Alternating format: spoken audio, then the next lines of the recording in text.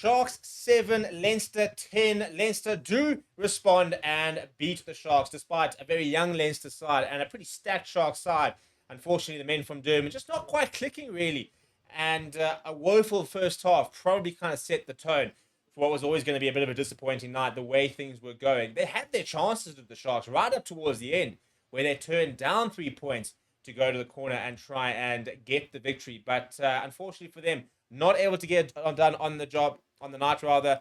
And tell you what, a very impressive Leinster performance given the sort of personnel involved. Before we break the game down, please do smash a like on the video. Please do subscribe to the channel as well. The Sharks started off really well. After 10 minutes, they had 90% territory. Sorry, 90% possession, 100% territory after 10 minutes. They had a couple of penalties early on, and they had the chances. They did not take them. And in fact, it was Leinster who, after weathering the early storm, got the first points with that try in the 16th minute. In the 18th minute, after that yellow card to Jaden Henderson. Very interesting TMO intervention there, because it was a scrap. Well, it was considered a knock on, and then the TMO said, no, have a look at that. And basically, what happened is Jaden Henderson got into the ruck and basically kicked out with his boot to dislodge the ball, which created the knock on inverted commas, which was quite clever until he got caught by the TMO. He went into the bin, and the replacement McCurlin went over a very nice pass from Finton Gunn, one of the sort of Aaron Smith over the top type of things. And those were the only points to speak of, really, in the first half. And they had their chances, the Sharks. Had multiple opportunities in the inside the Leinster 22. Good field position from lineouts and the likes of that. Maximo Pimpy had some good breaks, but just couldn't really put it all together. And, it just didn't get any better. Apologies, I'm just sorting out lots of technical issues here at the moment. The first points came, and then the second half, the Sharks needed to start well. They didn't. And Scott Penny, I tell you what, it's like a 2-minute stretch for Leinster, where they basically demonstrated what had been missing from the Sharks' point of view, and that was a bit of impetus. And the energy was a lot better. And Scott Penny with a really good line, and Max Deegan as well. He deserves a lot of credit. He's getting the Man of the Match award as we speak, and what a shift it was from him. But Scott Penny went over in the 47th minute, and that was 10-0.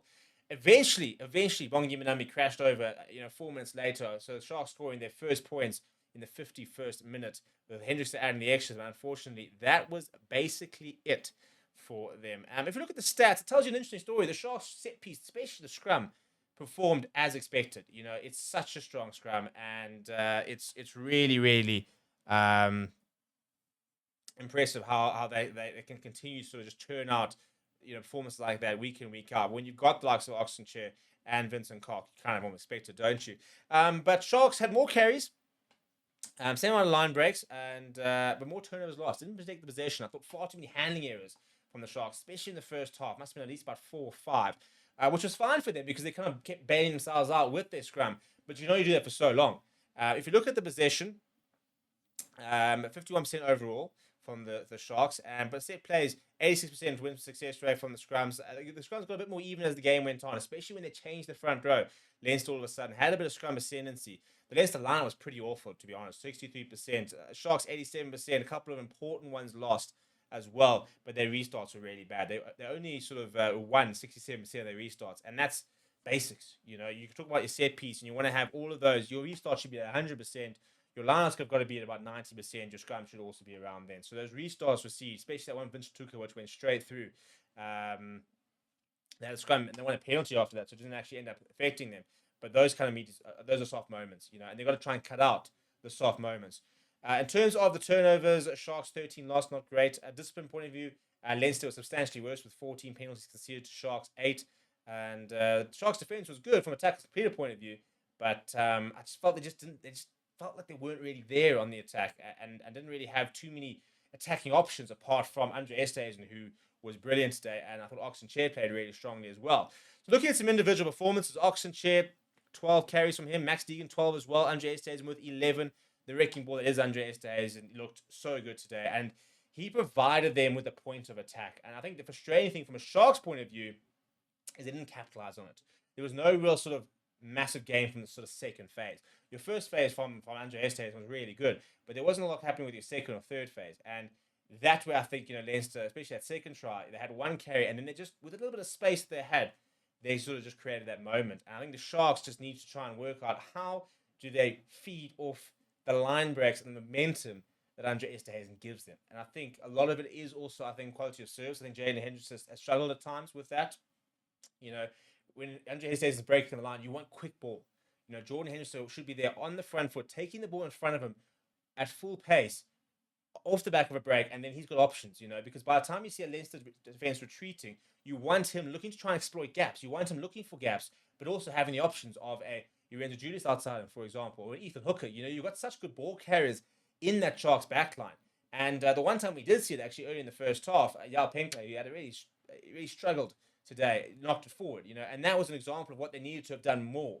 That second phase, really good angle, and he popped it up. And had Yao Penkler held on to it, he would have gone over and scored the try. So I think there's lots to work on for the Sharks. It wasn't an awful performance, but I think just lacked the impetus and the real sort of intent.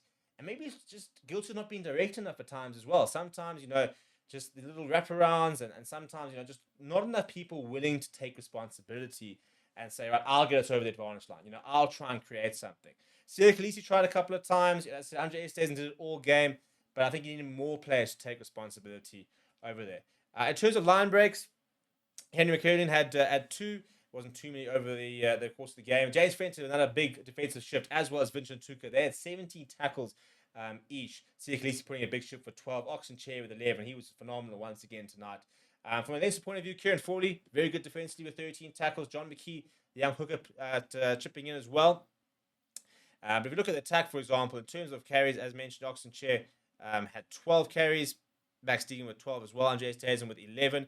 Line breaks. I looked at line break. When I look at meters carried over here. So Max Deegan carried 61 meters, and that's why he got man of the match, because he's an outlet for Leinster. They were under pressure at the scrum. He was very good at getting his hands deep into that scrum, getting that ball out, and then getting over the advantage line, and consistently getting the Sharks getting Leinster rather out of trouble and giving them something to work with, whether it was defensively in terms of giving them a ruck that Finton Gunn could then sort of clear, or even on the attack, just giving them a bit of momentum. So I thought he led very well today as well. From a defender's beaten point of view, Andre Esterhuizen and Lorenzo Julius 5 apiece. They've got to get Lorenzo Julius into the game a little bit more. He's got serious acceleration. He's got the X factor. And, for me, I would love to see them, basically crash for Andre Esterhuizen with Ethan Hooker on his shoulder, and then going straight to Lorenzo Julius, who's got the pace to when, as soon as there's a bit of fractured defense, he finds those gaps. And when you've got a Maxima Pimpy outside you, for example, or Yao Penkler, depending on sort of the side, then you can create those opportunities. And I think that's what they need to try and sort of tap into. And they've got the set piece, so they had penalty advantages where I think they could have done a bit more. But we just didn't really see much variance on attack. We didn't see many kicks in behind, for example. I don't think they really tested them from a tactical point of view. They only kicked the ball 14 times, which is quite unusual to see a game where you're sort of seeing a team kick less than even 20 times is considered quite low these days. You're often sort of close to the 30 mark. And in fact, I think if you look at Leinster, I think they kicked 21 times versus Sharks 14. So the kick to pass ratio from the Sharks was 1:10, 1:10.4, whereas the kick to pass ratio for Leinster were 1:4.8. So they were kicking double the amount of times, and it worked for them, because they started playing in the right areas. And I think that's something that the Sharks should need to learn about. But it's frustrating that we're talking about Sharks that still need to learn, and they've got such good players, they've got such a good squad. They should not be losing this game. I think that's the frustrating thing. They're very, very good season so far, and from a tail point of view, they're looking really good. But they should be winning these games. And the problem I think that people feel with the Sharks side is that they've got the capacity to beat maybe even a full-strength Leinster side. When they pitch up, they've got the capacity to beat most teams in this competition. But there's also a feeling at the moment they could also lose to most teams in this competition. And they demonstrated that a week ago against Zebra when they just squeaked past them. So they've not been impressive 2 weeks in a row. And you go back a month and they got taken apart by Lions at Ellis Park. They then responded and beat the Lions. But you see what I mean? You see the trend that they can beat, the Lions a week after, lose to them. But then they'll squeeze past Zebra. And now they'll lose to Leinster. Now next week they can go and beat, I don't know who's playing next week, but they can go and beat a Munster. And they've got some really good results over the season. But it's the inconsistency that they've had throughout the season which is why people are starting to ask questions. Now, Leinster, for example, they were fantastic today. You've got to give them credit because it's not a strong Leinster side. Lots of youngsters, lots of players just sit on the bench, and they stood up. And it shows you how good the Leinster depth is. And it gives you a bit of a template of what you need to be a Leinster, to dominate the seasons. Now, yes, they haven't quite gotten to go and win the trophies and the likes of that so far, recently, but this is why they can compete in the URC and the Champions Cup and make sure they get to the URC top of the log, for example. And the Champions Cup, they'll have home games. And it's so important to be able to try and give yourself the best opportunity at winning these trophies. So credit to Leinster. I thought they were very good. Sharks, quite poor. What do you think? Let me know down in the comments below. Smash like on the video. Subscribe to the channel as well. Thank you very much for watching. My name is Steve. I'll chat to you soon.